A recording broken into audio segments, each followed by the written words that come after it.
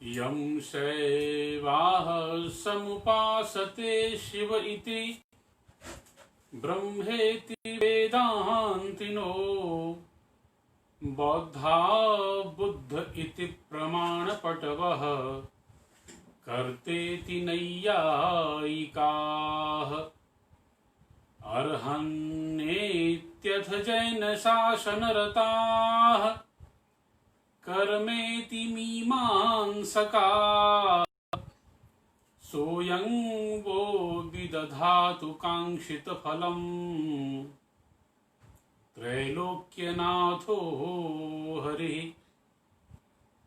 वेदाः प्रमाणं स्मृतयः प्रमाणम् धर्मार्थयुक्तं वचनं प्रमाणम् यस्य प्रमाणं न भवेत् प्रमाणं यस्य प्रमाणं न भवेत् प्रमाणं कस्तस्य कुर्यात् वचनं प्रमाणं कस्तस्य कुर्यात् वचनं प्रमाणम्।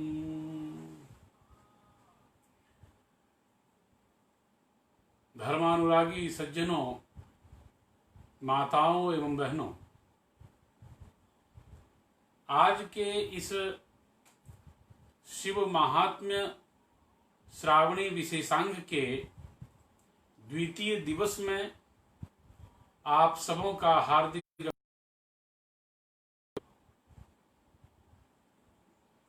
जैसा कि हम जानते हैं, श्रावण मास चल रहा है। सभी शिव भक्त उनकी पूजा उपासना में तल्लीन हैं और कोरोना काल के इस महाविभीषिका में जहां प्रत्येक द्वार पर जाकर यह दस्तक दे रही है, ऐसे वातावरण में हम सबों का परहेज से रहना बहुत अधिक आवश्यक है। सावधानी रखें और सावधानी हटने मात्र से ही जीवन जाने की संभावना है। अतः इस लाइव देवघर फाउंडेशन के इस कार्यक्रम के तहत मैं सबों से प्रार्थना करबद्ध में विनती करूंगा कि अनावश्यक रूप से घर से बाहर न निकलें और अपने आप को सुरक्षित रखें, ताकि आपसे संबंधित जितने भी व्यक्तित्व जुड़े हैं वे सभी सुरक्षित रह सकें। मैं पुनः एक बार इस देवघर फाउंडेशन के सदस्य श्री आनंद भगत जी, सोमेश जी और इस लाइव टेलीकास्ट सीटी चैनल के माध्यम से जो करा रहे हैं श्री कार्तिक नाथ ठाकुर जी, उन सबों का मैं समवेत रूप से अभिनंदन करता हूं, स्वागत करता हूं। आज इस द्वितीय दिवस के कार्यक्रम में कल हम शिव तत्व विज्ञान और शिव मूर्ति विज्ञान पर चर्चा कर रहे थे। शिव तत्व विज्ञान और शिव मूर्ति विज्ञान पर चर्चा करते हुए हम लोग उनके कंठ स्थान पर पहुंचे थे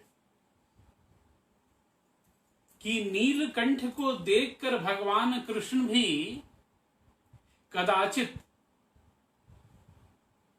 उस नीलत्व को ग्रहण करने के लिए उन्होंने कृष्णावतार लिया। उज्ज्वल नीलमणि धारण करने वाले रासलीला पंडित भगवान कर्तुम कर्तुम अन्यथा कर्तुम समर्थ श्री कृष्ण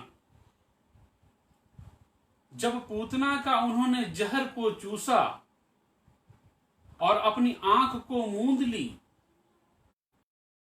रूप से वे नटवर बपु कर्ण यो कर्णिकार है, जिसे भागवत ने कहा है। तो उस कर्णिकार नटवर बपु भगवान श्री कृष्ण ने निश्चित रूप से आंग मूंद कर उस देवाधिदेव महादेव का स्मरण किया, और जिनके स्मरण मात्र से ही हरि और हर का भेद समाप्त हो जाता है। अब निश्चित है कि एक विष पिए हुए देव या विष पिए हुए व्यक्ति के ऊपर में जब जल की धारा अनवरत डाली जाती है तो उसके विष का प्रभाव कम होता है। कोई विषपान किया हुआ व्यक्ति रहे और उसके ऊपर में निरंतर जल की धार गिराई जाए तो वह जल की धारा उस विष के प्रभाव को धीरे धीरे धीरे धीरे कम करता चला जाता है। समुद्र मंथन में जब वह विष निकला तो उस विष को विशंभर ने और विश्वंभर ने ही धारण किया। इन्हें विशंभर भी कहा जाता है। विषम भ्री धारण, पाणिनि के धातु पाठ में भ्री धातु का अर्थ धारण और तो विश्वम भरति विश्वम धारयति इति विश्वंभरः, जिन्होंने विश्व को धारण किया है, जो हैं, विश्व के साक्षी हैं, विश्व के आधारभूत हैं, वे विश्वंभर भी हैं और विशंभर भी हैं, जिन्होंने विष को धारण कर लिया, जो विष धारण करने मात्र से नीलकंठ हो गए। इसलिए श्रावण महीना में विष पान करने के कारण, समुद्र मंथन होने के कारण इनके ऊपर में अनवरत जब जल की धार गिराई जाती है तो इनका विष का प्रभाव कम होता है और भक्तों को भी वो मनोवांछित फल की प्राप्ति कराते हैं, मनोवांछित फल देते हैं। इसलिए श्रावण में जलधारा प्रिय शिव, भगवान को जल चढ़ाने का अभूतपूर्व महात्म्य है। इसलिए कहा भी गया है, अलंकार प्रियो विष्णु, अलंकार प्रियो विष्णु, जलधारा प्रिय शिव, नमस्कार प्रियो भानु, ब्राह्मण मधुर प्रिय। अर्थात भगवान शिव को जल की धार निरंतर चढ़ाई जाए, जलाभिषेक किया जाए, रुद्राभिषेक किया जाए तो निरंतर उस भगवान देवाधिदेव महादेव के कृपा है और हम भी उनके कृपा पात्र बनते हैं। इसलिए विष कंठ में धारण करने के कारण विशंभर नीलकंठ इनका नाम पड़ा। इन्होंने रुद्राक्ष की माला को धारण किया है। शिव पुराण इन सभी ढंग से निरूपित करता है। महापुराणों में कहीं कहीं महापुराणों में शिव पुराण की भी चर्चा है और कहीं कहीं पर शिव पुराण इत्यादि के स्थान पर वायु पुराण की चर्चा। तो इस प्रकार शिव पुराण को 5 खंडों में विभाजित किया गया है। विद्येश्वर संहिता, रुद्र संहिता, शतरुद्र संहिता, कोटि रुद्र संहिता, वायवीय संहिता। तो इन सभी जगहों पर भस्म की महिमा, बिल्लुपत्र की महिमा अभूतपूर्व ढंग। तो उसमें रुद्राक्ष की महिमा को बताते हुए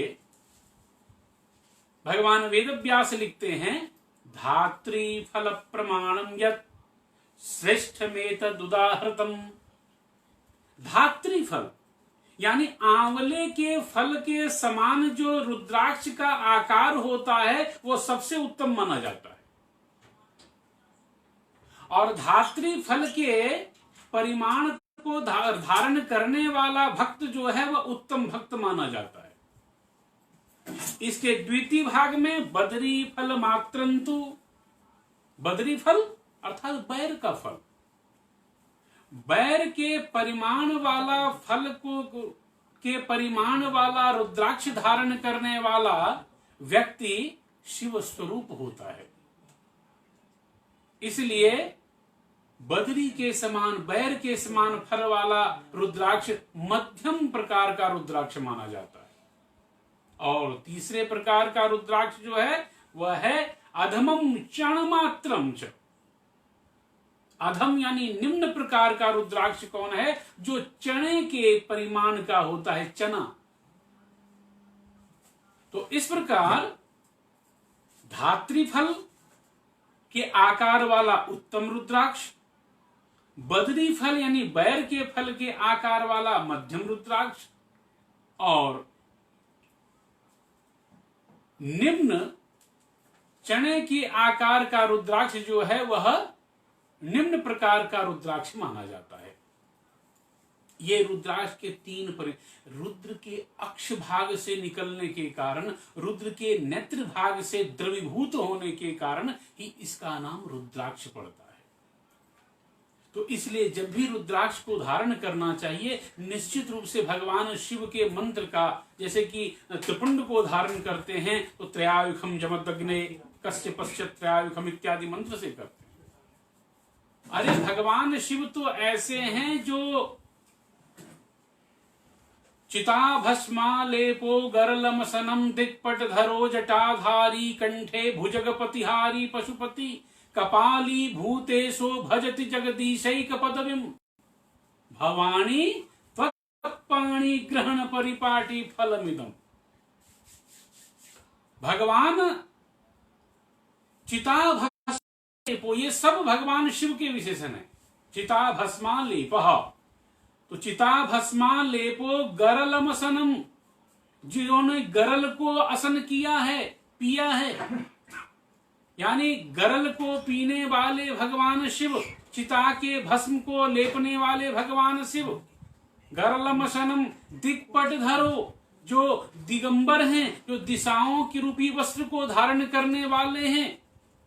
कपाली भूतेशो, भूतों के स्वामी, प्रेतों के स्वामी, यानी ऐसे कोई देवता नहीं है जिनकी स्तुति देव भी करे, मनुष्य भी करे, भूत प्रेतादि भी करे भगवान शिव को छोड़कर। तो कपाली भूतेशु, भूतानाम ईशः भूतेशः, तो कपाली जो कपाल पात्र को धारण करने वाले हैं, जो शमशानवासी हैं, तो कपाली भूतेशो भजति जगदीशैक पदवीम, ऐसे शमशान में रहने वाले वैरागी, शमशान में रहने वाले देवता, शमशान में रहने वाले कपाल पात्र को धारण करने वाले व्यक्ति को जगदीशैक पदवीम, कोई जगत संसार के इसकी पदवी को देता है क्या? क्या उसे संसार का स्वामी बनाता है? क्या उसे कोई विश्वेश्वर बनाता है क्या? तो महात्मा किसका है? महात्मा तत्पाणि ग्रहण परिपाटी फलमिदम। हे भवानी, हे जगदम्बे, हे मां दुर्गे, हे अंबिके, आपके पाणी ग्रहण परिपाटी फलमिदम, आपका जो उन्होंने पाणी ग्रहण संस्कार किया, इन्हें आपसे जो विवाह संस्कार इनका हुआ, तो आपके पाणी ग्रहण मात्र से जो शक्ति इनको मिली, उस शक्ति से ही सवता से शिवता की ओर इनको वह शक्ति ले जाती है। अरे शिवः शक्त्या युक्तो यदि शक्तः प्रभवितुम, भगवान शंकराचार्य अपने सौंदर्य लहरी के 100 श्लोकों में प्रथम श्लोक में ही कहते हैं कि शिवः शक्त्या युक्तो भवितुम, यदि भगवान शिव शक्ति के साथ हैं तब तो उसमें स्फुरना उनमें आ सकती है, वो स्फुरित हो सकते हैं, परिस्फुरित हो सकते हैं, उनमें जीव का आधान हो सकता है, वे शिव हो सकते हैं। अन्यथा वो शिव से उनके हरस्व इकार रूपी जो शक्ति है वह हट जाती है, और हट जाने के कारण वह शव हो जाते हैं। तो उस कपाली, उस भूतेश, उस चिताभस्म लेपन करने वाले को जगदीश की पदवी देने वाली मां साक्षात जगदम्बा है। इसलिए तो विगत दिन आपको कहा गया था कि गुप्ता व्यक्ता महेश्वरी, दो प्रकार की शक्ति होती है, गुप्त शक्ति और व्यक्त शक्ति। गुप्त शक्ति हमारे भीतर में हमारी जो जागृति है, आधार रूपा जगतस्त्वमेका मही स्वरूपेण स्वयं स्थितासि।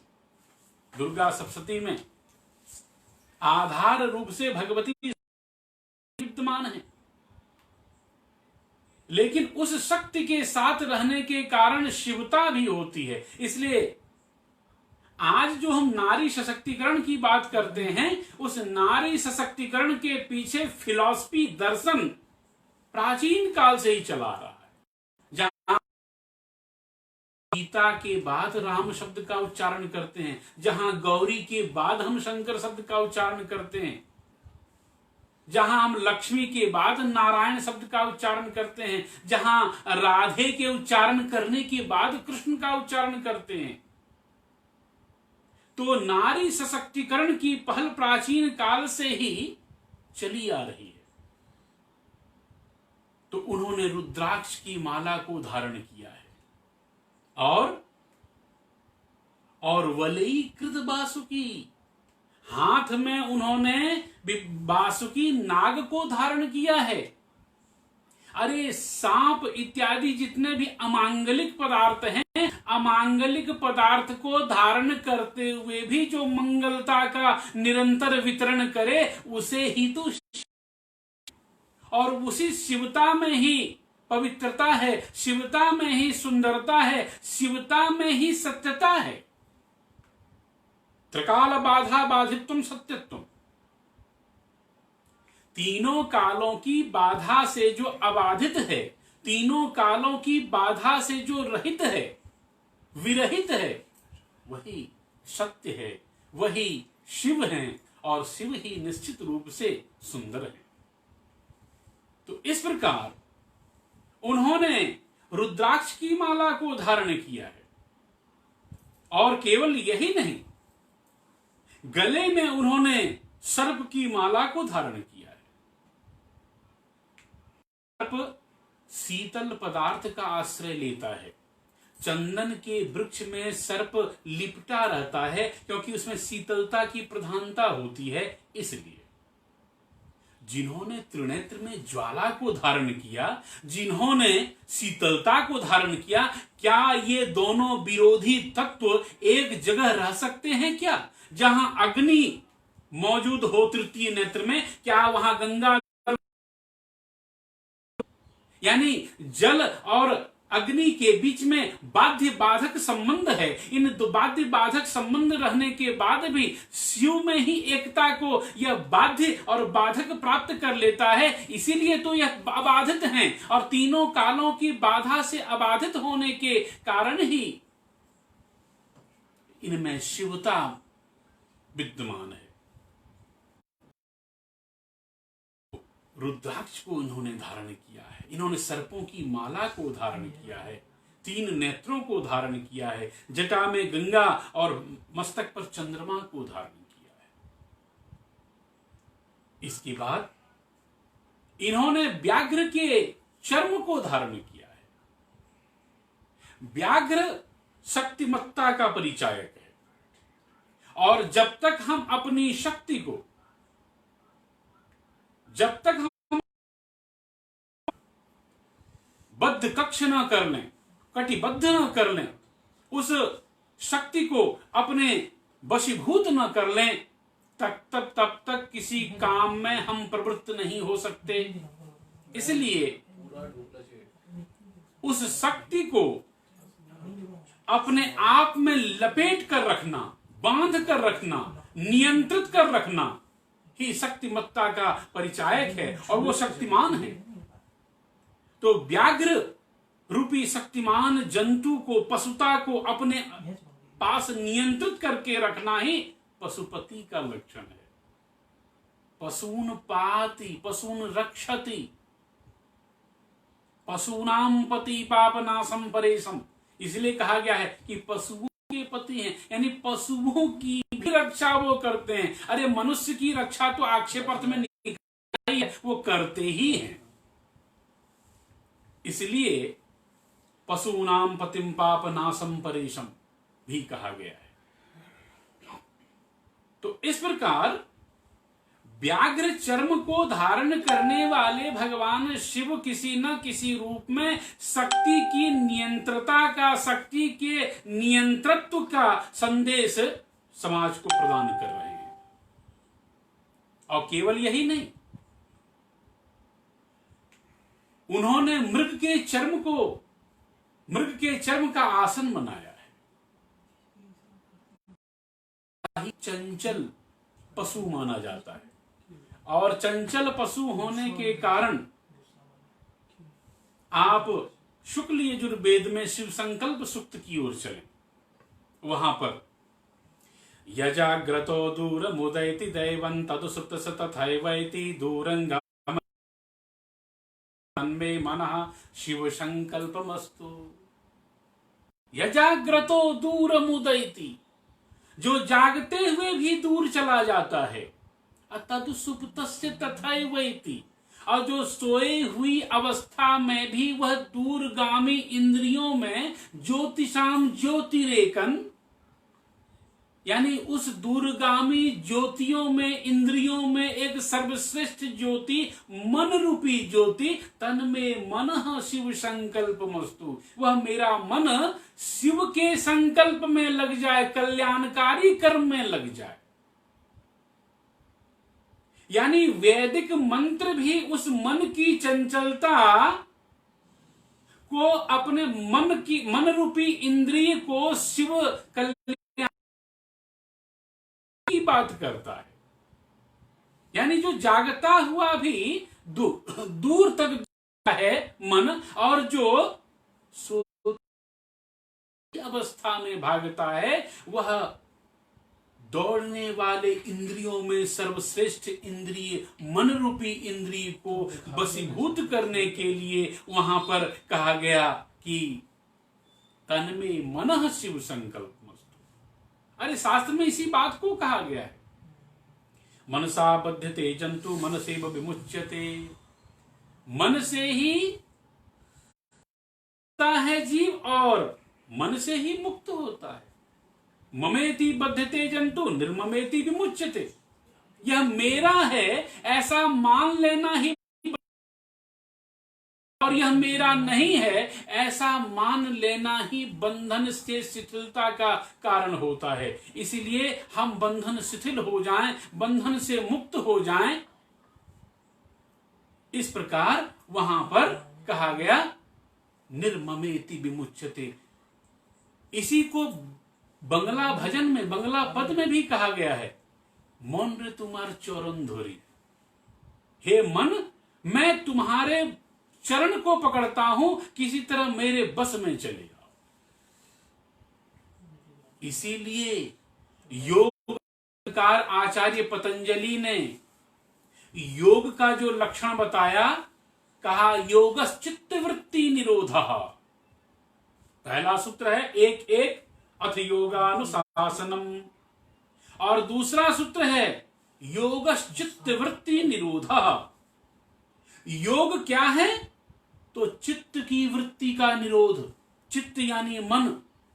There are 4 fold conditions according to philosophy, मन बुद्धि चित्त एंड अहंकार। मन बुद्धि ये 4 अंतःकरण चतुष्टय माने जाते हैं वेदांत के अनुसार। संकल्प विकल्पात्मिका अंतःकरण वृत्ति को मन कहते हैं। मैं काम करूं कि अथवा न करूं, ये विचार मन करता है। मैं ये काम करूंगा ही, 100% शरणागति है, ये बुद्धि है। मेरे भगवान, मेरे श्री हरि हमारे अंतःकरण में विद्यमान है, ये चित्त है। और मैं ही सब कुछ हूं, ये अहम भाव ही अहंकार है। तो इसे अंतःकरण चतुष्टय कहते हैं, मन बुद्धि चित्त और अहंकार। तो वहां पर योग दर्शन में भी उसी मन को केंद्रित करने की बात कही जा रही है। योग को परिभाषित करने के लिए कहा योगश्चित्त वृत्ति निरोधः। योग क्या है? निरोधः। निरोध क्या है? चित्त की वृत्तियों का। चित्त की वृत्तियां यानी चित्त जब आंख के साथ लग जाता है तो अच्छा देखना चाहता है, चित्त की वृत्तियां कान के साथ लगता है तो अच्छा वाणी को सुनना चाहता है, चित्त की वृत्ति जब नासिका से लग जाता है तो सुगंध को लेना चाहता है, चित्त की वृत्तियां जब जिह्वा से मिल जाता है, रसना से मिलता है तो वह रस ग्रहण करना चाहता है, चित्त की वृत्ति जब स्पर्श इंद्रिय से लग जाता है तो निश्चित रूप से वह अच्छे अच्छे स्पर्श को ग्रहण करना चाहता है। तो यहाँ पर आचार्य पतंजलि ने यह नहीं कहा कि योगस अक्ष वृत्ति निरोधः, योगः कर्ण वृत्ति निरोधः, योगः स्पर्श वृत्ति निरोधः, योगः दृष्टि वृत्ति निरोधः, योगः घ्राणेन्द्रिय वृत्ति निरोधः, ऐसा न कह के उन्होंने एकमात्र सूत्र को सूत्रित कर दिया, योगस चित्त वृत्ति निरोधः, कि योग हमारी चित्त की वृत्ति का निरोध है। भगवान शिव ने मृग के छाल पर वो बैठे हैं, ये संदेश दे रहे हैं कि चित्त को कंट्रोल कर लो, अपने चित्त पर आसन मार के बैठ जाओ, तब फिर ऐसा होगा कि तुम्हारे आंख, तुम्हारी आंखें, तुम्हारे कान, तुम्हारी नासिका, तुम्हारी जिह्वा, तुम्हारी त्वचा तुम्हारे वशीभूत होगी, और वशीभूत हो तुम अपने उस पवित्र चित्त को पात्र बना पाओगे, और उस पात्र में जब गुरु तुम्हारी भक्ति का आधान करेंगे तो निश्चित रूप से तुम उस शिवत्व तक पहुंच पाओगे। इस बात को हमें ध्यान देना चाहिए कि उन्होंने रुद्राक्ष को धारण किया है, उन्होंने बाघांबर को धारण किया है, उन्होंने उस चंचल पशु मृग के चर्म पर अपना आसन बनाया है, ताकि चंद्रमा भी मन के देवता हैं, चंद्रमा मन से उत्पन्न हुआ है, और ज्योतिष शास्त्र फलाफल करता है तो चंद्र भाव से ही विचार करता है। इसलिए इस चंचलता को वशीभूत, उस चंचलता को अपने वश में करने के लिए ही भगवान सदाशिव ने उन्हें अपना आसन बनाया है। केवल यही नहीं, उनके हाथ में त्रिशूल भी है, और त्रिशूल 3 प्रकार के तापों से निरंतर रक्षा करता है। शूल यानी कष्ट होता है, त्रि अर्थात 3 प्रकार के कष्ट हमें निरंतर संसार में बाधित करते हैं, आदि दैविक, आदि भौतिक, आध्यात्मिक। ये 3 तापत्रय विनाशाय श्री कृष्णाय वयम नमः हम लोग भागवत में भी करते हैं कि 3 प्रकार के तापों से, 3 प्रकार के शूलों से जो रक्षा करता है वही आयुध विशेष ही तो त्रिशूल है। इसलिए वह 3 नहीं, वह 3 तमोगुण का परिचायक है, वह 3 आधिदैविक, आदि भौतिक, आध्यात्मिक तापत्रय का परिचायक है, वह 3 प्रकार के गुरु तत्व विचार के क्रम में मैंने कहा था कि वह इलेक्ट्रॉन, प्रोटॉन, न्यूट्रॉन, ये 3 तत्वों का परिचायक है, और इस 3 तत्व त्रिशूल से ही समस्त संसार के चराचर जीव जगत व्याप्त हैं। इसीलिए वहां पर GO और D भी आता है, जनरेटर, ऑपरेटर और डिस्ट्रॉयर भी आता है, सृष्टि, स्थिति, संहार भी आता है। इसीलिए त्रिदलम त्रिगुणाकारम त्रिनेत्रम च त्रिधायुधम त्रिजन्म पाप संगारम बिल्लपत्रम शिवार्पणम। बिल्लपत्र के 3 पत्ते होते हैं, और उसमें स्पष्ट रूप से कहा गया है त्रिदलम, त्रिदल 3 पत्ते वाला, 3 दल वाला, त्रिगुणाकारम, उसमें 3 गुण कहां से पाए जाएंगे? अरे जब शिवता से वो युक्त हो जाता है तो उसमें सतोगुण भी है, रजोगुण भी है, तमोगुण भी है। चढ़ाने वाला जब चढ़ाकर कोई चीज मांगता नहीं, सतोगुणी हो जाता है। जब चढ़ाने वाला चढ़ाता भी है और मांगता भी है, रजोगुणी होता है। चढ़ाने वाला चढ़ाता ही नहीं, मांगता ही है, तो वह तमोगुणी वृत्ति वाला हुआ। तो त्रिदलम त्रिगुणाकारम त्रिनेत्रम च, वह भूत भविष्य वर्तमान का भी वाचक है।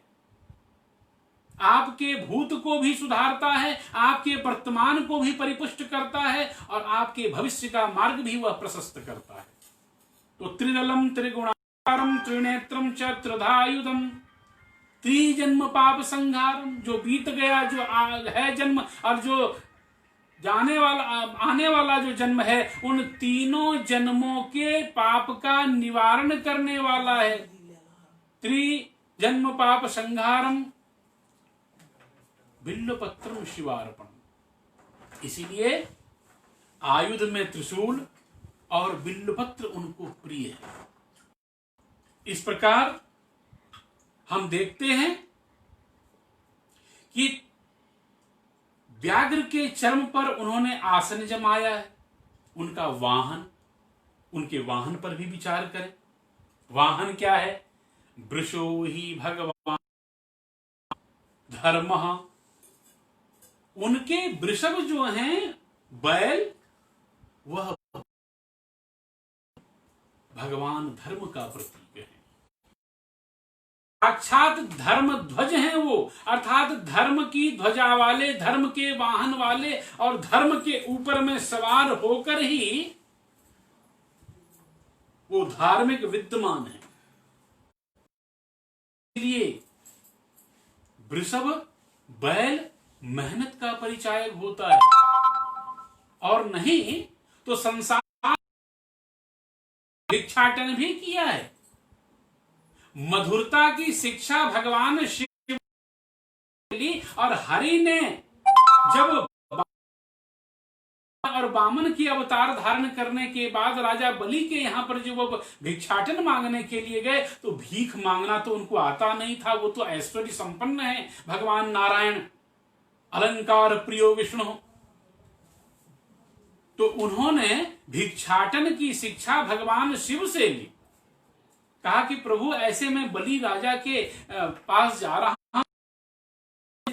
3 पग पृथ्वी मांगनी है, तो मैं कैसे मांगूं? तो भगवान शिव ने कहा कि जब दाता के पास जाते हैं ना, तो उस दाता की इतनी प्रशंसा कर दो कि वह देने पर मजबूर हो जाए। तो स्वयं सुरेशः ससुर सखा धनेशस्तनयो गणेशः तथापि भिक्षां कुरुते महेशः बलीयसी केवलम ईश्वरेच्छा।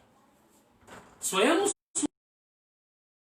सुताओं के स्वामी हैं, सुरानाम ईशः, और ससुरो नगेशः। और आपके ससुर कौन है? तो नगेश हिमालय हैं। नग अर्थात पर्वत के ईश हिमालय। स्वयं सुरेश ससुरो नगेश सखा धनेश। आपके सखा की कौन है? तो धनेश कुबेर हैं। और आपके तनय पुत्र के निवारण करने वाले स्वयं गणेश हैं, तथापि महेश। और फिर भी आप भिक्षाटन करते हैं। तो भिक्षाटन प्रभु आप अपने लिए नहीं करते हैं, पूरे संसार के भरण पोषण करने उस राज के दरबार में, उस अन्नपूर्णा के पास जाकर भी भिक्षाटन करते हैं, ताकि उस अन्नपूर्णा से सबों का पालन पोषण हो सके। ये के पास जाकर मांगकर उन्होंने साबित किया है, यह प्रमाण पुष्ट किया है कि वे पालक भी हैं, वे संहारक भी हैं, और वे विश्वाद्यम विश्वबंध्यम विश्वाद्यम विश्व बीजम, वे विश्व की आदि भी हैं।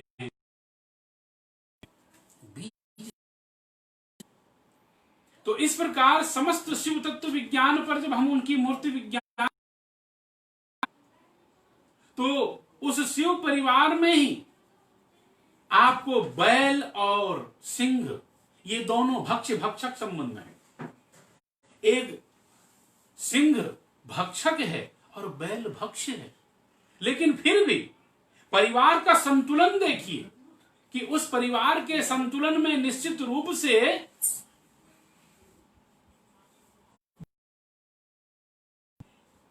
देखकर डरता नहीं, और भक्षक भक्ष्य को देखकर भी खाने की चेष्टा नहीं करता। यानी संतुलन किसी परिवार में यदि है तो वह शिव परिवार में है। गणेश, भगवान श्री गणेश का वाहन चूहा और श्याम कार्तिकेय का वाहन मयूर, भक्ष भक्षक संबंध है। लेकिन फिर भी ये चारों अपने अपनी वृत्तियों का परित्याग करके जब छोड़ देते हैं तभी वह शिवता के उस शिव परिवार में रह सकते हैं वो। अन्यथा भगवान देवाधिदेव महादेव इतने आशुतोष हैं। आशुतोष तुम औघड़ दानी, आरती हर हूं दीन जनु जाने।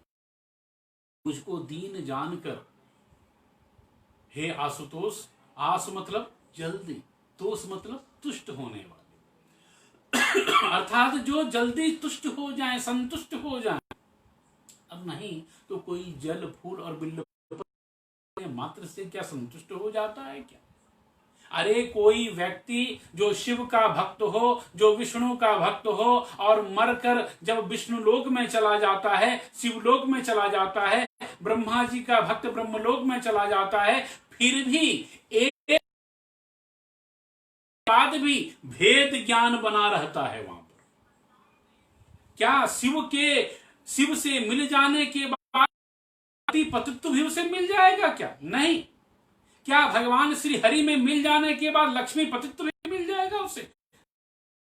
चलाने का, सृष्टि स्थिति संहार करने की सारी सामर्थ्य उसको दे दी जाएगी? नहीं। इसीलिए तो ब्रह्मसूत्र वेदांत दर्शन में कहा, जगत व्यापार वर्जम प्रकरणासन्निहितत्वाच्च। 4-4-17 चौथे अध्याय के चतुर्थ पाद का 17वां सूत्र कि जगत व्यापार वर्जम, जो जागतिक क्रियाएं हैं उस क्रियाओं में उस भक्त को अधिकार नहीं दिया जाएगा, वहां पर भेद ज्ञान हो जाता है। ऐसे तो उपनिषद में भेद परक और अभेद परक दोनों सूत्र बताए गए हैं। जहां उपनिषद में यह कहा गया है, अहम ब्रह्मा, मैं ब्रह्म हूं, तत्त्वमसि, वही तुम हो, सर्व खल्विदं ब्रह्म, सच्चिदेकम ब्रह्म, सत्यम ज्ञानम अनंतम, सभी जगत ब्रह्म है और मैं भी वही हूं। लेकिन कुछ मामले में भेदभाद भी बना रहता है। ब्रह्मसूत्र वेदांत दर्शन कहता है, भेद व्यपदेशात, भेद व्यपदेशाच्च, भेद व्यपदेशाच्चान्यः, नानांशो व्यपदेशात।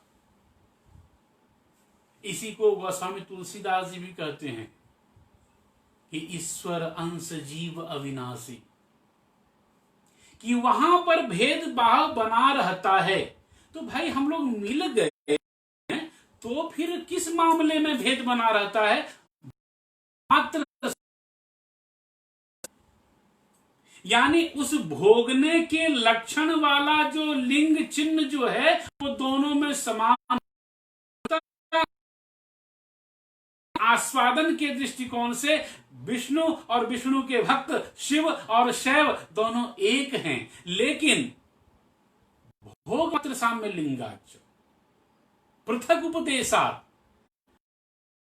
में भी कहा गया कि अलग उपदेश देने के कारण इनमें जीव और शिव में कुछ भिन्नता है। जीव और शिव एक हैं कुछ मामले में और कुछ में भेद ज्ञान है। यानी भेदा भेद अचिंत्यवाद जो बनाया गया वो इसी तत्व पर बनाया गया।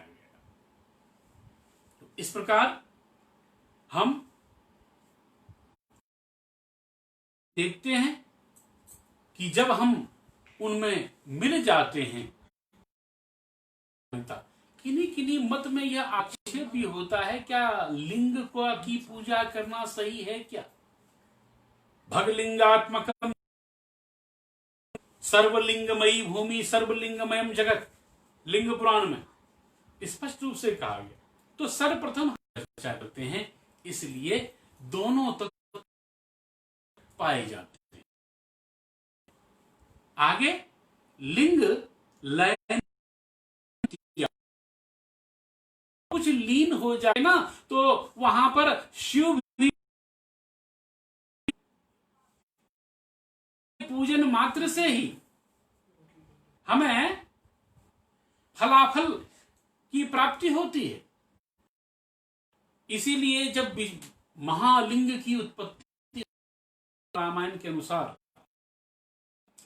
तो उस महालिंग उत्पत्ति के बाद भगवान ब्रह्मा और विष्णु में एक विषय को लेकर द्वंद्व हुआ कि नहीं, मैं इस लिंग की,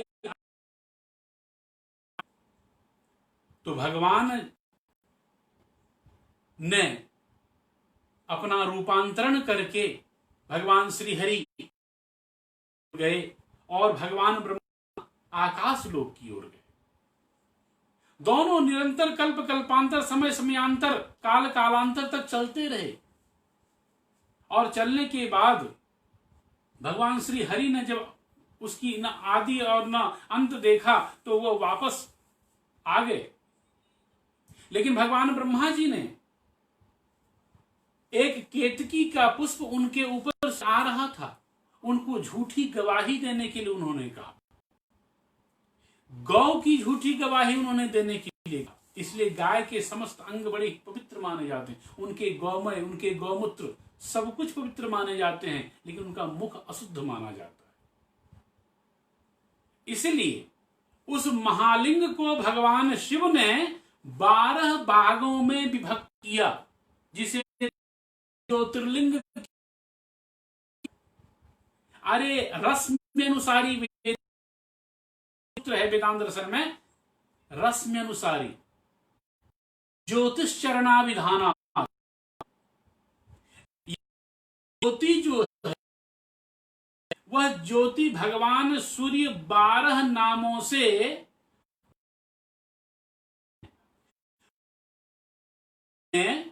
12 बार संक्रमित होते हैं। फिर कि 12 राशियों में भगवान सूर्य नामों से राशियों में उस 12 बार संक्रमित, तदनुसार भी 12, ज्योति भी 12, संक्रमण भी 12 और सूर्य के नाम भी 12। ये 12 12 इत्यादि करते हुए इसी का नाम है द्वादश, द्विच द्वंद्व समास।